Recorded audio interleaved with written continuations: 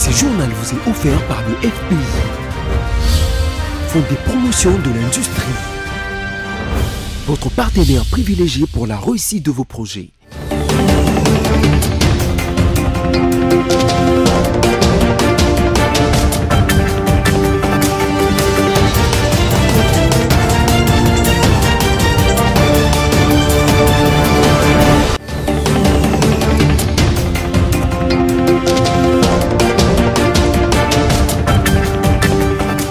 C'est l'heure de vous informer tout de suite les titres de l'actualité de ces journaux.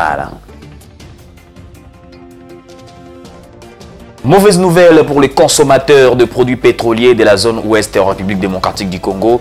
Selon l'arrêté du ministre de l'économie signé mardi, 1 litre d'essence passe de 2000 francs congolais à 2095 francs congolais et celui du gazole se vendra désormais à 2085 francs congolais. Les meetings populaires de Martin Fayulu, président de l'ECD, aura bel et bien lieu le 28 janvier prochain au stade de Matata Sport à Lissala, chef-lieu de la province de la Mongala. Précision du professeur Devos Kitoko, secrétaire général de l'ECD. Voilà, après ces titres, place au développement. Mesdames et messieurs, bienvenue. Le ministre de l'économie nationale, Jean-Marie Kalumba, a dans un communiqué officiel daté du 25 janvier 2022 annoncé la signature des arrêtés portant fixation de prix des produits pétroliers dans les zones d'approvisionnement Est et Sud. Selon le ministre de l'économie, cette décision fait suite à l'évolution considérable des paramètres de la structure de prix des dits produits. Suivez. Selon ces nouvelles structures de prix, 1 litre d'essence passe de 2000 francs congolais à 1095 francs congolais, soit une légère augmentation de 0,95 francs congolais. Par ailleurs, 1 litre de gasoil se vendra désormais à 2085 francs congolais, celui du pétrole à 1700 francs congolais. En ce qui concerne les carburants d'aviation, le litre se négociera dorénavant à 157 543 francs congolais. Cette décision fait suite à l'évolution considérable des paramètres de la structure de prix des dits produits. Elle vise à soulager la trésorerie des sociétés pétrolières et à maintenir l'équilibre du système d'approvisionnement en carburant dans cette partie du pays, argumente le ministre Jean-Marie Kalumba dans ses communiqués signés par son directeur de cabinet, Guilhem Alaire Mundekereza. Si les prix de cette matière première sont fixés en rapport avec contraintes sur le marché international, toute tendance haussière impacte inexorablement sur le marché interne. Le week-end dernier, le ministre de l'économie nationale avait signé le premier arrêté portant fixation du prix des carburants terrestres et d'aviation dans la zone sud-est du pays. Comme pour dire, les arrêtés signés hier pour la même raison qui concerne la zone d'approvisionnement ouest sont la suite logique de ceux du vendredi 21 janvier courant. Hausse du prix du carburant, on en parle. Les conducteurs de motos rencontrés ce mercredi sur les artères de la ville de Kinshasa se disent surpris face à cette flambée du prix du litre à la pompe. Suivez. Le prix du carburant à la pompe a augmenté ce mercredi dans la zone sud-est de la ville de Kinshasa. 1 litre d'essence est vendu à ce jour à 2950 francs congolais. Cette hausse de prix n'a pas rendu la vie facile aux chauffeurs de taxi et motards. Certaines stations d'essence n'ont pas ouvertes et celles qui ont vendu ont eu du mal à servir tous les clients. Rencontrés par votre rédaction, les taximans moto ont exprimé leur mécontentement vu qu'ils n'ont pas été prévenus. En même temps, ils en appellent à l'implication des autorités compétentes pour des solutions idoines.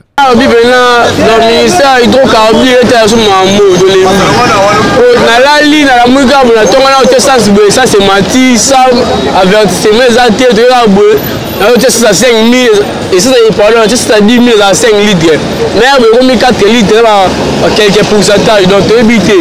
La matrice on peut en ligne, elle est pas marabout. On a tout le bani. Solution est que l'État a besoin de en charge. L'État n'a besoin de en charge. Donc il va me la pour améliorer condition de vie à peuple façon to vivre bamekana kokontrolaka kobima na banzela kokontrole ne bino bozosala l'état pe ameka koleka ya kotala makambo nyonso tutane tofandi akombe de moto etandamia tozo vivre na pasi tozokema makambo nyonso pasi. La peur est que cette augmentation du litre d'essence à la pompe aura comme corollaire la hausse de prix de la course par le chauffeur taxi et moto pour pallier aux éventuelles pertes. Dans tout ceci, c'est la population qui souffre, d'où l'appel à la recherche urgente d'une solution efficace. En bref, le meeting populaire de Martin Fayulu, président de l'ECD, aura bel et bien lieu le 28 janvier prochain au stade Matata Sport à Lissala, chef-lieu de la province de la Mongala. C'est le secrétaire général de l'ECD de Voskitoko qui l'a confirmé. C'est après être entretenu avec le gouverneur AI de cette province, Serge Mongoulou, signalant que le maire de la ville de Lissala, Romain Atongoli, avait interdit dans une décision rendue publique toute organisation d'une quelconque manifestation ou marche de soutien dans cette ville jusqu'à nouvel ordre. Affaire RAM, on en parle dans ce journal. La vente de mégabytes gagne du terrain au détriment de celle de crédit. Se plaignent les tenanciers des cabines téléphoniques. Ce service est loin de faire l'unanimité au sein de la population congolaise en général et quinoise en particulier. Vous le savez, tout le monde ou presque se lamente et conteste cette forme de taxe. Images et commentaires. Sur le terrain, ce service est loin de faire l'unanimité au sein de la population congolaise en général et quinoise en particulier. Tout le monde ou presque se lamente et conteste cette forme de taxe. Il faut ranger le quoi là-bas, et on fait le rendre photo que Ram atika makamona et la bente. Pour finir de marché, pour le monde qui n'est pas développement téléphone. C'est que le téléphone est de là. C'est pour ça que crédit tant que on a l'été. La tête qui n'a demi fabalia on y on fait fili. Au moins que crédit na benga na teki pour la benga tant que mutu. Après Ram mbongo ya nyongo, na laisse parler Ram aliango. Au moins que ça la bien. Nte ba Ram wana mutina na ngweza nini? C'est mbongo na sokota na gouvernement to nini? C'est ce côté na gouvernement tika mambo wana. Ba informer biso te, bana mo Ram biso to tomboka. Si remona peut to tiko sala ma téléphone. To zongeli système a phone à kale zonga nango. Si les paisibles citoyens se plaignent de se faire bouffer les crédits après chaque recharge, les tenanciers des cabines téléphoniques eux-mêmes ne sont pas en reste. Ces derniers ne cessent de déclarer que depuis l'instauration du RAM, ils ne parviennent plus à réaliser cette recette qu'ils faisaient avant. Motif, plusieurs pertes, dues notamment par la méfiance des clients de s'acheter des crédits de communication au profit des mégabytes. Donc, tu as crédit moins ébélé. Moi, je suis 100 unités ou 150 unités, mais via étant un méga, des autres crédit, on a préféré à 50 mégas. Pas bien gagner dans WhatsApp. Donc, crédit, vraiment, vente à crédit, et moi, à Au sujet des bénéfices qui se font ces tenanciers des cabines, la vente des crédits et celle des mégabytes ne représentent pas la même chose non plus. Avec les crédits, ils disent gagner très souvent 2 fois plus qu'avec les mégabytes, nous dit un tenancier d'une cabine téléphonique. Bon, vente na biso baby. Vente na biso baby parce que d'autres personnes de zaki libosote. Mutakotia crédit na méga na mbala moko. Même ni tu komi, moi au check crédit au tekika 30% ya crédit au check na tongo. Mais méga ke méga pe ezoke nango. Bien sûr ezoke mais ba jour mususu ndesi moi le tekami nango te. Ce que lali expire. Et puis ça a des avantages plus qu'avant. Des avantages à mingi par rapport à avantages. La mise en place du service RAM intéresse aussi au plus haut niveau des élus nationaux. Plusieurs initiatives parlementaires ont été initiées par quelques députés nationaux dont les soucis de connaître les biens fondés de cette taxe. À ce jour, pas moins de 3 questions orales avec débat ont été adressées au ministre des Pétentique. Pour rappel, initié depuis la fin de l'année 2020 par Augustin Kibassa, ministre des Postes et Télécommunications et Nouvelles Technologies de l'Information et de la Communication Pétentique, le service des registres des appareils mobiles RAM a, selon l'autorité des régulations des postes et télécommunications du Congo RPTC, pour objectif d'optimiser la sécurité et la qualité des services des réseaux mobiles sur le territoire national, de lutter efficacement contre la contrefaçon des appareils mobiles en déconnectant les appareils identifiés comme non conformes et de combattre les vols des appareils mobiles en bloquant les appareils déclarés volés. Et à quoi sert la perception de la taxe RAM chez les usagers des téléphones en République démocratique du Congo? Comment s'est fait le paiement de cette taxe? Ce sont là les interrogations du coordonnateur du panel des experts de la société civile, Dieudonné Mouchagalousa. On l'écoute. Les 3 années de son Excellence Félix Antoine Tshisekedi Tshilombo, c'est l'extorsion de la population à travers ce qu'ils appellent le registre des appareils mobiles RAM. Vous imaginez, les gens sont mal payés. Même les vieilles mamans au village, on est en train de l'extorquer, on est en train de retirer l'argent dans leur téléphone contre leur propre consentement. Et donc, je l'avais dit que c'est un examen politique, c'est RAM, et qui va coller les bénéficiaires, les acteurs et les commanditaires à la peau jusqu'en 2023. Et face à face, la population demandera à ceux qui ont mis sur pied cette escroquerie du siècle, remettez-nous d'abord notre argent. Et malheureusement, on ne sait pas cet argent va où. Ce qui est grave, ça ne va ni dans la caisse de l'État, ça ne va ni dans aucun compte public, ni au trésor public, et on ne sait pas ça fait quoi. Et ce sont des millions et des millions de dollars qu'on a extorqués, qu'on continue à prendre dans les téléphones de la population, qui ne sert à rien, qui va dans des poches de certaines personnes. Et il n'y a pas une autre manière de dire que c'est de l'escroquerie de l'État. En province, nouvellement désigné à la tête du 312e bataillon des FARDC dans la région de Lopa en territoire de Djougou, les colonels chômari militaires en vue d'une protection efficace de la population et ses biens. Pour ce faire, 3 meetings ont été successivement tenus à Iga Barrière, Lopa et Linji, des agglomérations stabilisées et sécurisées de main de fer par les forces loyalistes le long de la route nationale numéro 27. Suivez. Nouvellement désigné à la tête du 312e bataillon de FARDC dans la région de Lopa en territoire de Djougou, les colonels Chomari Mango resserrent le lien civilo-militaire en vue d'une protection efficace de la population et ses biens. Pour ce faire, 3 meetings ont été successivement tenus à Iga Barrière, Lopa et Linji, des agglomérations stabilisées et sécurisées de main de fer par les forces loyalistes le long de la RNV7. Partout, le message est resté le même. Le service de défense et de sécurité sont plus que déterminés à protéger la population et ses biens en cette période de l'état de siège, a-t-il rassuré.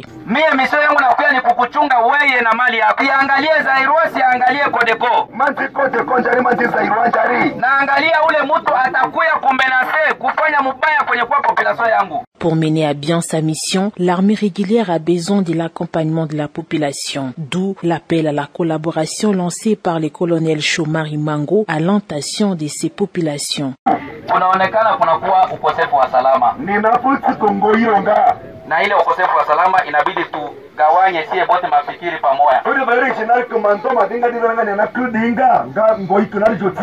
Tuone namuna gani salama itaturudilia.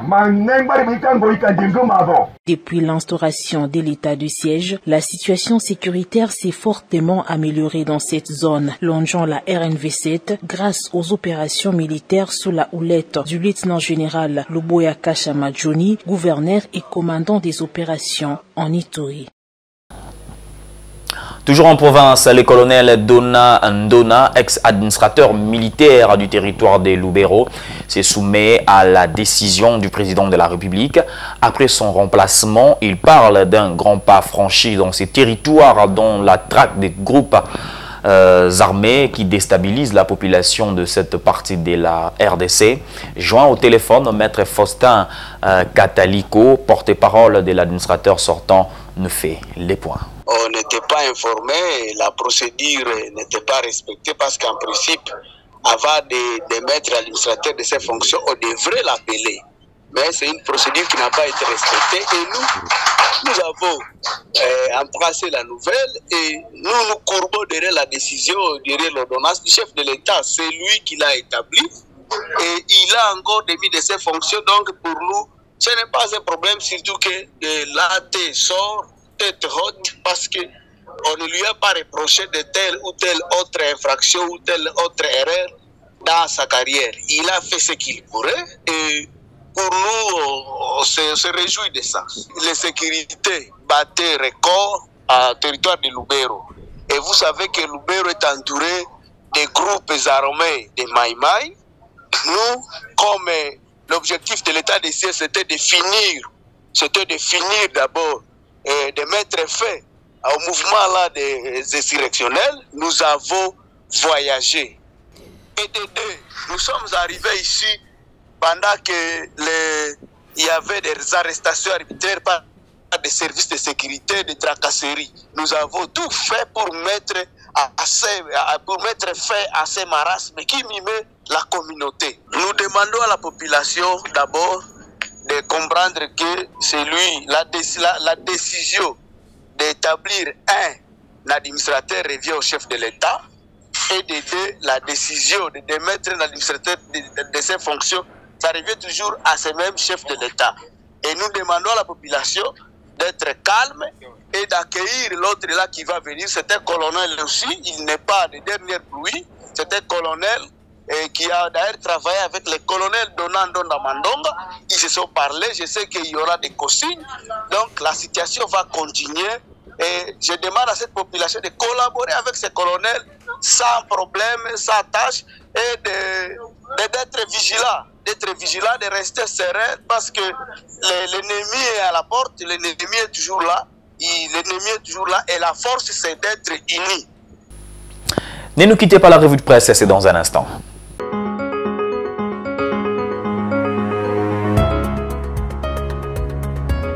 Bienvenue à tous à la revue de presse de ce jour. Commençons par ce titre de l'agence congolaise de presse. Coup d'État au Burkina Faso. Le chef de l'État Félix Tshisekedi exige la libération du président Kaboré.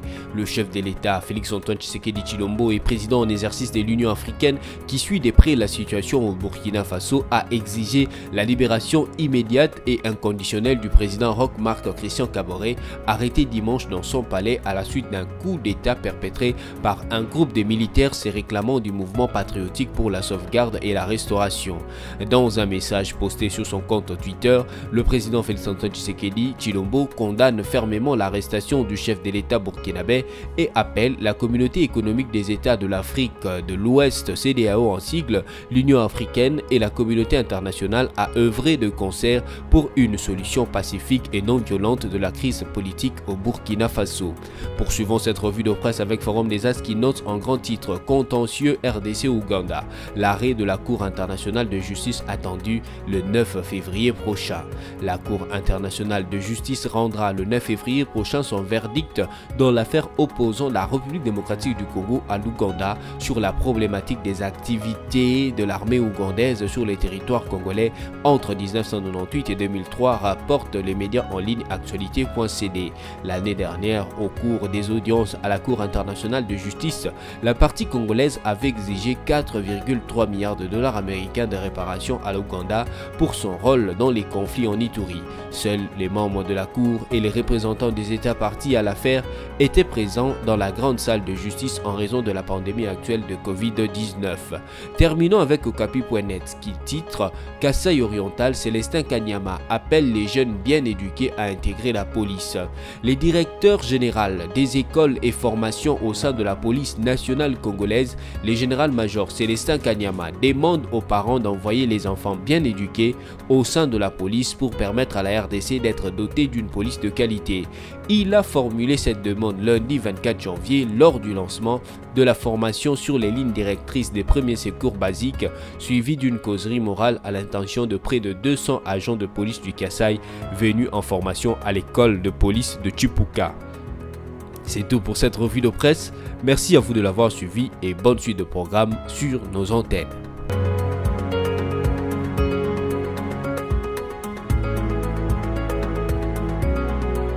Voilà, si vous nous avez pris en cours de diffusion, voici l'essentiel à retenir. Mauvaise nouvelle pour les consommateurs de produits pétroliers de la zone ouest en République démocratique du Congo. Selon l'arrêté du ministre de l'économie signé mardi, 1 litre d'essence passe de 2000 francs congolais à 2095 francs congolais et celui du gazole se vendra désormais à 2085 francs congolais. Les meetings populaires de Martin Fayulu, président de l'ECD, aura bel et bien lieu le 28 janvier prochain au stade de Matata Sport à Lissala, chef-lieu de la province de la Mongala.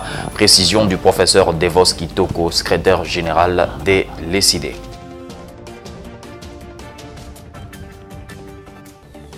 Ce journal est terminé. Merci de l'avoir suivi. L'info reste en continu sur votre chaîne. Vivez heureux.